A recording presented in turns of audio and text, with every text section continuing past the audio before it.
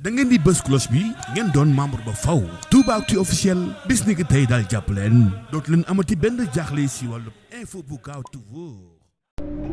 gars yi xabaar ñëwati na bi lay dina leen luqarti foo munti jaar ma luqarti la gars yi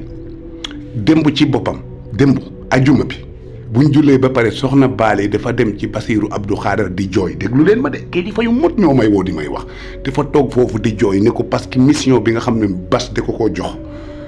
ak comment dirais ak Marème Faye yëpp ñun dox na ko ci lu mu ci mën yëpp waaye fu ñu toll ni mission bi dafa gis ne moom motlewu ko te loolu di ko naqari trop te soxna Baly yow yaa juum yow mbor la ñu ngémboon waa murit yi ñun ñoo la ngémboon ñoom ni la yow nga jàkkaarloog Aïda Diallo yow boo jàkkaarloo nag Aïda Diallo nit xam waaye dangaa weesu foofu dugg ci ay tuuxi tuuna ba ñu ne yéen a jàpp Ousmane Sonko noonu léegi nag fu ñu toll nii soxna Baly mu ngi rap-rapé te wóor na yàlla li leen di tunkara di wax dëgg la gis nga say su message yi génnee musiba dina am téléphone boobu noonu ñu jëloon Ousmane Sonko jëloon ci ñoom soxna Baly lu ci ub yëpp moo ko fa wax dina tas dëkk bi lu leer laa leen wax